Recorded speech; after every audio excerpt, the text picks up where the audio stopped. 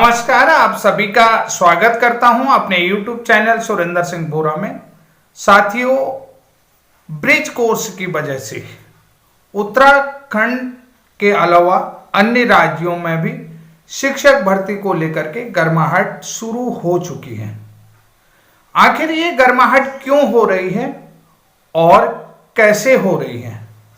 बहुत सारे यूट्यूबर्स जो है कि अलग अलग इसके इश्यूज बता रहे हैं और अलग अलग इन मुद्दों को बता रहे हैं। असल में एक्चुअल में मुद्दा क्या है और क्या इन मुद्दों पर बात हो सकती है?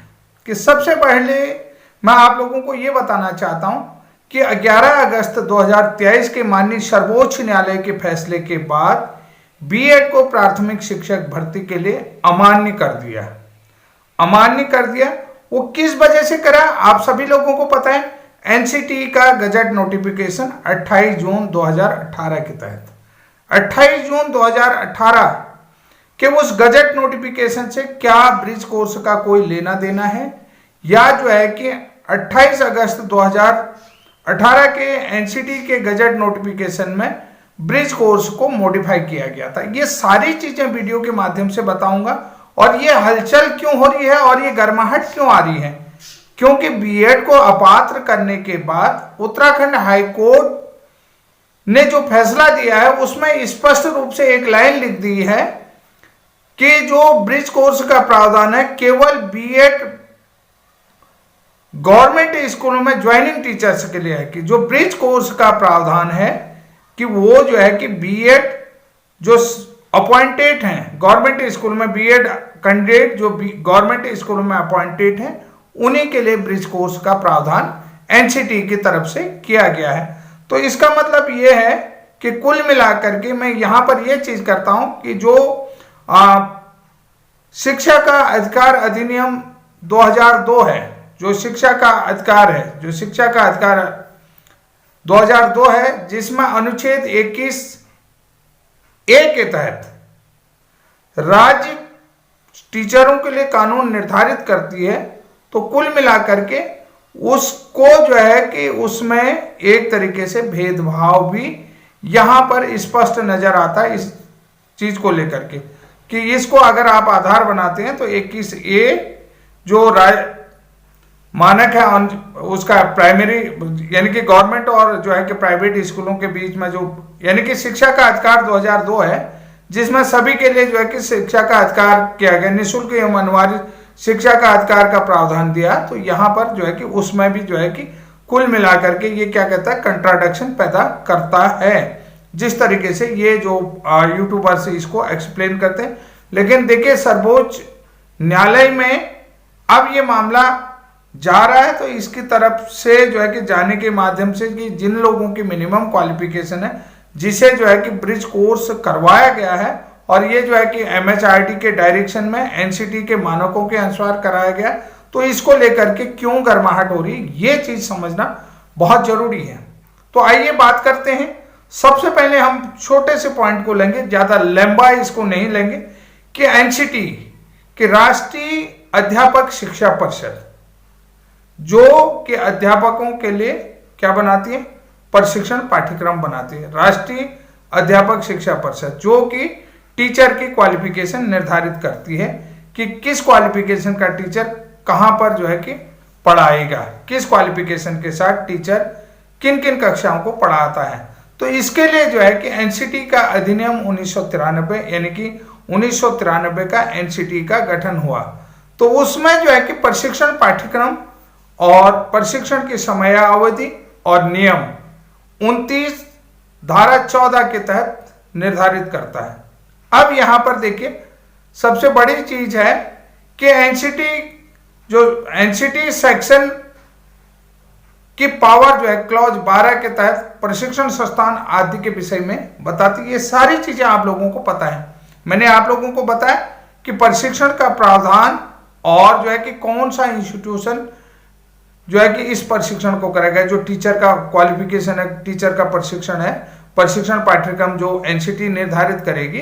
तो उसके बाद कौन सा संस्थान इस पाठ्यक्रम को बनाएगा, कितने समय अवधि में बनाएगा, उसके लिए एनसीटी का रेगुलेशन यानी कि जो है कि एनसीटी रेगुलेटरी बॉडी है, और एनसीटी का अधिनियम जो है कि एनसीटी रेगुलेशन 1993 और एनसीटी का रूल 29 और एनसीटी का जो एक्ट है 14, यानी कि उस 14 के तहत, और एनसीटी का क्लॉज 12 और नियम 29, ये सारी चीजें आप लोगों को मैंने डिस्कस कर दिया। अब बात आती है कि भाई ब्रिज कोर्स की क्वालिफिकेशन की ही बात करी जाए तो सबसे पहली चीज है आरटी एक्ट 2009। क्या चीज है आरटी एक्ट 2009? क्यों इंपॉर्टेंट है? सबसे बड़ा चीज है the right to children to free and compulsory education का प्रावधान क्या है? वो प्रावधान आपको क्या कहता है? तो वो प्रावधान देखिए, ये कहता है 31 मार्च 2010 में केंद्र सरकार द्वारा एनसीटी को आधिकारिक रूप से पावर दी गई कि अध्यापक की योग्यता को तय करने के लिए, कि यानी कि शिक्षक क्वालिफिकेशन को, टीचर क्वालिफिकेशन को एनसीटी डिसाइड करेगी 31 मार्च 2010 को। ठीक है, तो वहां पर ये प्रावधान किया गया है, गवर्नमेंट ऑफ इंडिया ने उससे जो है कि पावर दे दी कि भाई आपको आधिकारिक पावर देती है कि आप जो है कि टीचर क्वालिफिकेशन डिसाइड करेंगे, क्योंकि आप जो है कि आप इंडिपेंडेंट बॉडी हैं, आप जो है कि ऑटोनोमस बॉडी रहेंगी। तो एनसीटी क्या करती है, 23 अगस्त 2010 को प्राथमिक शिक्षक हेतु योग्यता निर्धारित करती है, यानी कि क्वालिफिकेशन निर्धारित करती है विभिन्न प्रावधानों के तहत। अब उसमें विभिन्न प्रावधान होते हैं। क्या क्या प्रावधान होते हैं? जिसमें सबसे पहले उन्होंने एक चीज ये कहते हैं कि जो प्राइमरी में पढ़ाएगा उसके पास 2 year diploma in elementary education होना चाहिए, और जो है कि वही व्यक्ति पढ़ाएगा जिसकी क्वालिफिकेशन आरटी एक्ट 2009 के प्रावधानों के तहत होगी। ये साफ कहा गया कि यानी कि टीचर वही बनेगा जिसकी क्वालिफिकेशन आरटी एक्ट यानी कि निःशुल्क एवं अनिवार्य the right to children to free and compulsory education के जो मानक हैं या मेजरिंग पॉइंट है, उनके अकॉर्डिंग अध्यापक की क्वालिफिकेशन होगी, वही पढ़ा सकता है, यानी कि आरटी एक्ट के अनुसार ही पढ़ा था, ताकि बच्चों को क्या कि ये बच्चों का जो फंडामेंटल राइट है कि बच्चों के अधिकार के तहत उन्हें क्वालिटी एजुकेशन मिल सके। समझ गए ना? यहां पर यह प्रावधान आरटी एक्ट में किया गया। अब आरटी एक्ट में देखिए बात आती है ब्रिज कोर्स क्यों करवाया, कि भाई ब्रिज कोर्स क्यों करवाए, ये बहुत बड़ी बात है। इसी को लेकर के सारी जो कवायद हो रही हैं तो इसी को लेकर के हो रही हैं। बहुत सारे लोग जो है कि अलग अलग से, थोड़ा सा मुझे कि जो अप्रशिक्षित शिक्षक हैं, एनसीटी द्वारा 23 अगस्त 2010 को क्या कोई प्रावधान किया गया है कि जो अप्रशिक्षित शिक्षक थे जो गवर्नमेंट स्कूलों में पढ़ा रहे हैं, तो क्या एनसीटी द्वारा आरटी एक्ट के मानकों के अनुसार उनके लिए भी क्या कोई प्रावधान इसमें किया गया है? तो भाई इसमें भी प्रावधान किया गया। मैंने आपको बताया एनसीटी को कब जो है कि सरकार की तरफ से आधिकारिक बॉडी घोषित किया गया, 31 मार्च 2010 को एनसीटी को। तो 1 अप्रैल 2010 से निःशुल्क एवं अनिवार्य बाल शिक्षा अधिकार अधिनियम पूरे देश में लागू हो गया था। तो अब यहां पर जो है कि अप्रशिक्षित शिक्षकों के प्रशिक्षण का जो प्रावधान किया गया था, उस प्रावधान के बारे में बात कर रहा हूं। वो प्रावधान क्या है, इस प्रावधान को भी आप लोगों को थोड़ा सा समझना होगा। अब जो है कि प्रशिक्षण का जो प्रावधान है, सबसे पहले आप लोगों को बता देता हूं, एनसीटी ने मिनिमम क्वालिफिकेशन कब डिसाइड करी, 23 अगस्त 2010 को, जिसमें उन्होंने कहा वही लोग टीचर बन सकते जिनके लिए एक उन्होंने क्वालिफिकेशन रखी, जिसमें डिप्लोमा इन एलिमेंट्री एजुकेशन, ठीक है, डिप्लोमा इन एलिमेंट्री एजुकेशन, जिसमें जो है कि 2 ईयर डिप्लोमा, डीएड और इसके अलावा बीएलएड आदि ये क्वालिफिकेशन रखी गई, बीएड को नहीं रखा गया। तो अब सबसे पहली चीज है 1 अप्रैल 2010 से जो लोग एंट्रेंट थे, 1 अप्रैल 2010 से 31 मार्च 2015 तक जो एंट्रेंट टीचर प्राइमरी में पढ़ा रहे थे, कक्षा 1 से 8 तक पढ़ा रहे थे, तो उनके लिए देखिए, उनके लिए क्या करा गया कि उन अप्रशिक्षित शिक्षकों को उनकी न्यूनतम योग्यता पूर्ण करने का समय दिया गया, यानी कि वो 31 मार्च तक अपनी योग्यता पूर्ण कर ले, जो भी अप्रशिक्षित शिक्षक नियुक्त हैं। तो यहां पर देखिए अब देखा गया सरकार ने ये उनको मौका तो दे दिया 5 साल, लेकिन 5 साल के भीतर जब MHRD ने देखा, आपको पता है मानव संसाधन विकास मंत्रालय ने देखा कि भाई RTE एक्ट लागू होने के बाद जो है 31 मार्च 2015 तक हम जो है कि सभी अप्रशिक्षित शिक्षकों को जो इन सर्विस हैं उनको प्रशिक्षण नहीं दे पाए। यहां पर bridge course in service teachers के लिए था, आपको बता देता हूं, जैसे NIOS के लिए अभी सुप्रीम कोर्ट में रिव्यू चली, तो ये ब्रिज कोर्स जो है कि उन इन सर्विस टीचर्स के लिए था जो है कि 31 मार्च 2015 तक जो है कि अपनी क्वालिफिकेशन पूर्ण नहीं कर पाए, और RTE एक्ट में जो है 31 मार्च जो है कि लास्ट डेट दी गई थी। ठीक है, 1 अप्रैल से फिर नया प्रावधान शुरू हो जाता। तो इसके बाद जो है कि उत्तराखंड सरकार की तरफ से केंद्र सरकार को एक पत्र लिखा जाता है कि हम जो हैं, हमारे पास 31 मार्च 2015 तक पूरी तरीके से DLED प्रशिक्षित अभ्यर्थी नहीं है, और हमारे पास DLED diploma 2 year diploma in elementary education का प्रशिक्षण करवाने के लिए पर्याप्त संस्थान भी नहीं है। ये आप लोगों को मैं बताऊंगा, बहुत सारी चीजें, मेरे एजुकेशन गारंटी स्कीम का भी सारी चीजें, बहुत सारी चीजें इसमें हैं।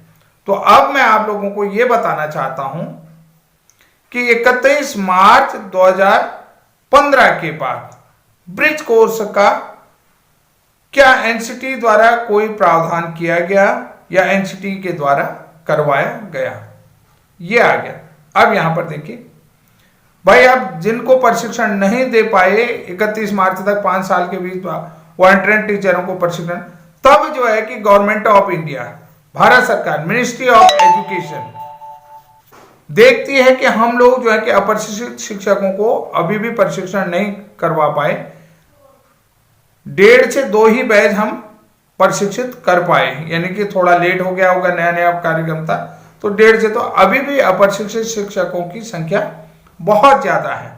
तो अब सरकार क्या करती है कि वो देखती है कि जो RTE एक्ट का प्रावधान है उसको गवर्नमेंट और प्राइवेट स्कूलों में सभी में करा जाता। इसी दौरान 2015 के दौरान 25% जो कि एडमिशन जो है कि RTE एक्ट के तहत प्राइवेट स्कूलों में भी होनी शुरू होगी, कि 25% बच्चों को RTE एक्ट के तहत निःशुल्क जो है कि प्राइवेट जो निजी स्कूल है वहां भी एडमिशन की कवायद शुरू करे थे। तो अब देखिए, यहीं से सरकार देखती है कि इन लोगों को भी जो है कि क्वालिटी एजुकेशन, और यहाँ भी एंट्रेंस टीचर हैं तो इनको भी प्रशिक्षित होना जरूरी होगा। इनको भी जो कि अब इनको भी जो इन सर्विस टीचर हैं जो प्राइवेट गवर्नमेंट एडेड विद्यालयों में पढ़ा रहे हैं, इन सभी को प्रशिक्षित करना ये जो है कि भारत सरकार की जिम्मेदारी, गवर्नमेंट ऑफ इंडिया की जिम्मेदारी है। इसके लिए जो है कि राजपत्र बनाया जाता है, बाकायदा प्रावधान किया जाता है।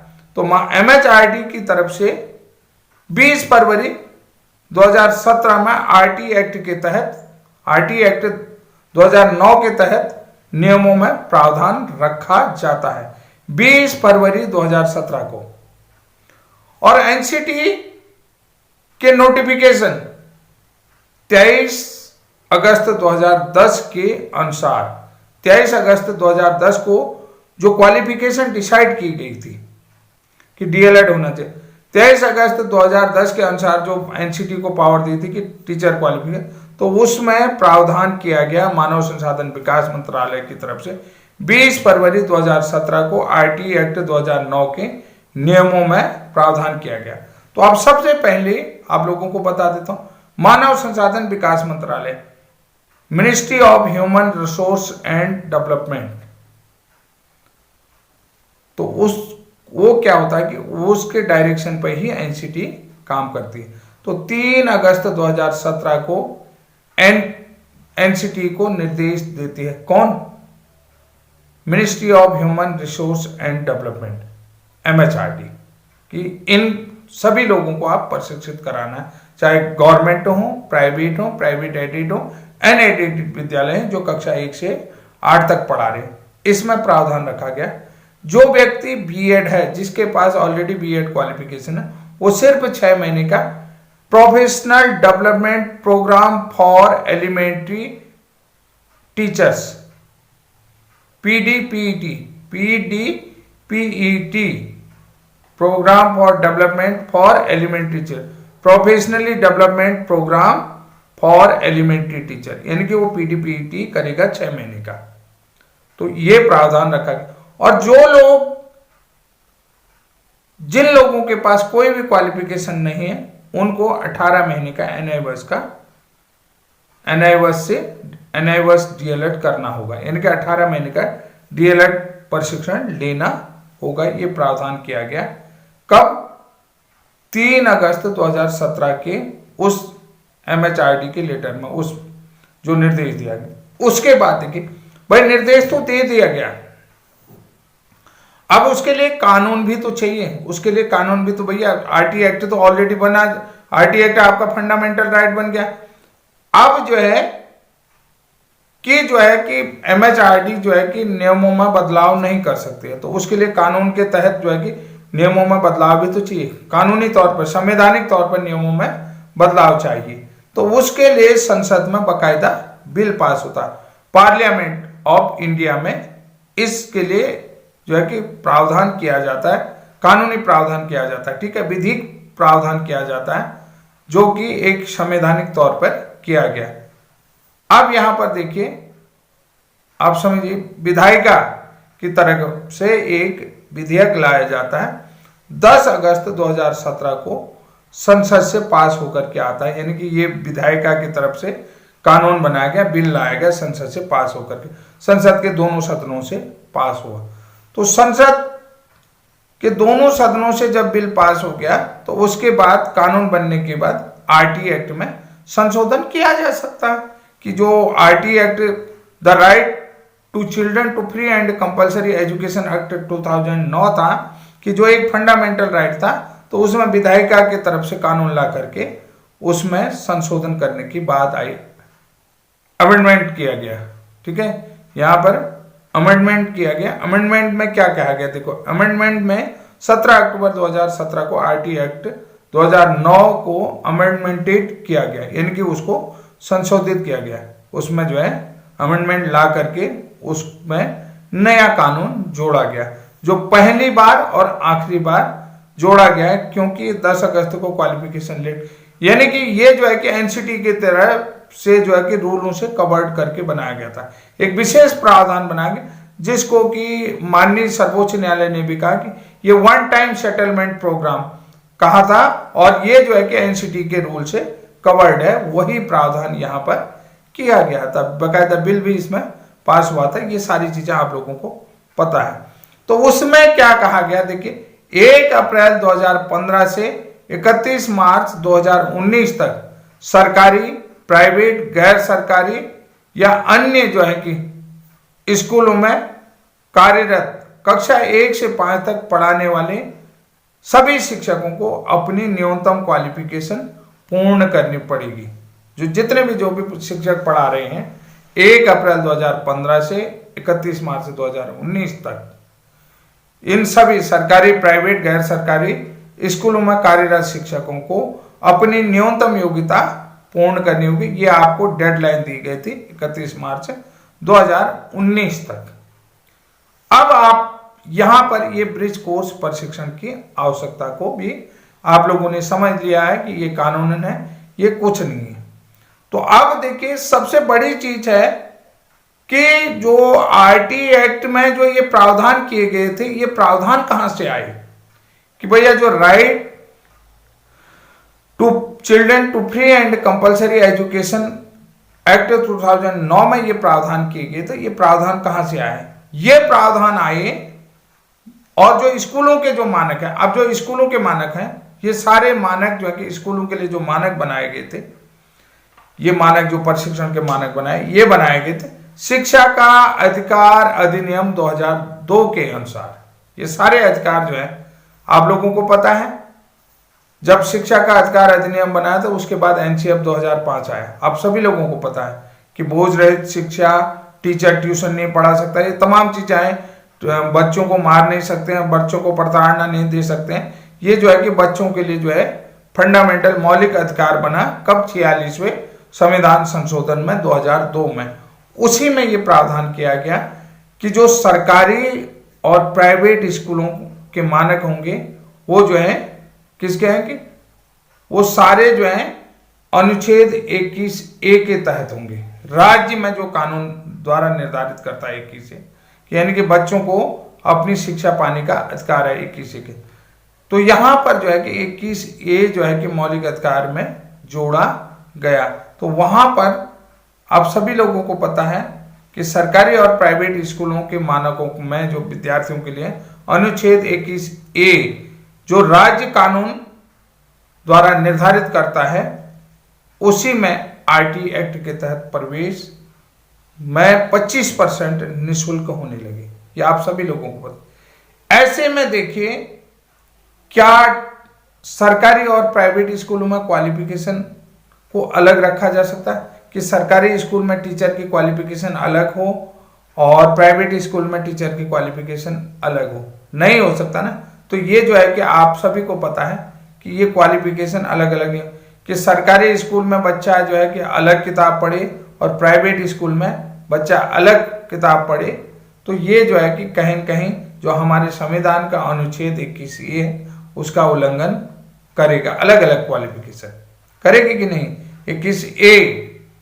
तो ये बहुत इंपॉर्टेंट चीजें हैं और आप लोगों को मैं ये इसलिए समझा रहा हूं कि जो लोग कि उत्तराखंड हाईकोर्ट के जजमेंट को लेकर के कहीं पर भी वेरिड हो रहे हैं, चिंतित हो रहे हैं, जिनके टेंशन जिनकी बढ़ रही है, तो वो थोड़ा सा इन प्रावधानों को समझे क्योंकि टेंशन किसी अन्य लोगों की भी आपकी वजह से बढ़ रही है कि कहीं जो है कि इस कानून के तहत यानी कि जो शिक्षा का अधिकार अधिनियम 2002 है तो उसमें जो प्रावधान है 21A फंडामेंटल राइट मौलिक अधिकार बच्चों का फंडामेंटल राइट, तो उसमें क्या निर्धारित किया गया है और प्राइवेट और सरकारी के लिए अलग अलग क्वालिफिकेशन नहीं हो सकते और मिनिमम क्वालिफिकेशन प्राप्त करने के लिए सरकार ने जो है कि संसद में विधेयक ला करके बिल ला करके जो है कि क्वालिफिकेशन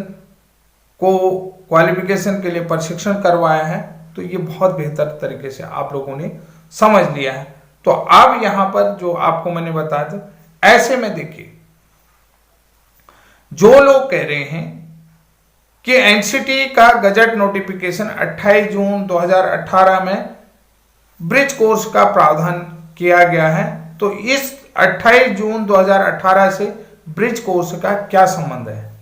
तो सबसे पहली बात मैं साथियों आप लोगों ने देखा होगा 28 जून 2018 का जो गजट नोटिफिकेशन है एनसीटी का उसको माननीय सर्वोच्च न्यायालय ने क्वैश कर दिया। लेकिन जो ब्रिज कोर्स का प्रावधान है वो ब्रिज कोर्स का प्रावधान इस गजट नोटिफिकेशन में नहीं था। ये मैं आप लोगों को बता रहा कि इस नोटिफिकेशन में नहीं था। और जो ब्रिज कोर्स का प्रावधान था वो जो है कि एनसीटी द्वारा निर्धारित क्वालिफिकेशन यानी कि एनसीटी द्वारा जो 23 अगस्त 2010 को प्राथमिक शिक्षक बनने के लिए योग्यता निर्धारित किया गया है उसके तहत प्रावधान किया गया है। उसके तहत प्रावधान आपको मैंने ये बता दें 1 अप्रैल 2010 से 31 मार्च 2015 तक पहले जो है कि केंद्र की तरफ से उन शिक्षकों को जिनके पास मिनिमम क्वालिफिकेशन अध्यापक बनने के लिए आरटी एक्ट के तहत नहीं थी तो छूट प्रदान की गई थी। तो ये जो प्रावधान है ये 23 अगस्त 2010 के तहत में रखा गया, तो उसी के तरीके से क्वालिफिकेशन एलोबरेट करा गया। तो यहां पर जो है कि एनसीटी का जो गजट नोटिफिकेशन है 2018 उसमें आप लोगों ने देखा होगा जो राजस्थान हाईकोर्ट ने बताया कि राजस्थान हाईकोर्ट में जो दलीलें दी कि केवीएस ने जो है कि सेंट्रल को एमएचआरडी को पत्र लिया, एमएचआरडी ने कह दिया कि जो है कि बीएड को भी प्राथमिक शिक्षक भर्ती में लिया जाए और ज्वाइनिंग के 2 साल के भीतर उन्हें 6 महीने का ब्रिज कोर्स करना होगा। ये प्रावधान किया गया था, न कि वहां पर ब्रिज कोर्स कोई क्वालिफिकेशन बनाई कि ब्रिज कोर्स क्वालिफिकेशन एनसीटी के गजट नोटिफिकेशन 28 जून 2018 में नहीं बनाई है, बल्कि वहां पर जो है कि आप सभी लोगों को पता है कि ये जो है कि संवैधानिक तरीके से ये जो क्वालिफिकेशन एनसीटी का गजट नोटिफिकेशन 2018 बनाया वो नहीं बनाया गया। और वहां पर जो है कि जो क्वालिफिकेशन बनाए गए थे 1 अप्रैल 2010 के प्रावधान के तहत आरटी एक्ट 2009 के तहत, ठीक है, 1 अप्रैल 2010 के बाद जो क्वालिफिकेशन बनाएगी, क्योंकि एनसीटी ने क्वालिफिकेशन निर्धारित कर दी थी 23 अगस्त 2010 को। 1 अप्रैल 2010 के अनुसार जो है कि विभिन्न प्रावधानों में जो इन सर्विस टीचर थे जिनके पास आईटी एक्ट के मानकों के अनुसार टीचर क्वालिफिकेशन नहीं थी, तो उन्हें 5 साल का रिलैक्सेशन दिया गया था। ये रिलैक्सेशन कहां से आया? ये रिलैक्सेशन आया शिक्षा का अधिकार अधिनियम 2002 के अनुसार। इसी के तहत ये ब्रिज कोर्स का प्रावधान किया गया, जो 23 अगस्त 2010 में एनसीटी ने क्वालिफिकेशन निर्धारित की आरटी एक्टों के मानकों के, उसी निर्धारित क्वालिफिकेशन के अनुसार अलग अलग प्रावधान रखे गए, जिसमें आप लोगों को सभी को पता है आरटी एक्ट अमेंडमेंट लाया गया 17 अक्टूबर 2017 तक। ये बेहतरीन ढंग से आप लोग आशा करता हूं समझ गए होंगे और ये सारी बातें भी आप लोग समझ गए होंगे। तो साथियों आज के लिए इतना ही, तब तक के लिए जय हिंद, जय उत्तराखंड। साथ में ये चीज कह रहा हूं कि आगे आप बहुत ज्यादा इंटरेस्टिंग मजा आने वाला है, तो इसलिए जो है कि वीडियो को अधिक से अधिक शेयर करें, प्रत्येक प्रशिक्षित व्यक्ति तक ये वीडियो जाना चाहिए। ये काम आपका है, मेरा काम सिर्फ वीडियो बनाना है और मेरा काम वीडियो बना करके आपको देना है। आपका काम है इस वीडियो को अधिक से अधिक शेयर करना, ताकि सभी व्यक्तियों तक ये वीडियो पहुंच सके। तो साथियों आज के लिए इतना ही। जय हिंद, जय उत्तराखंड।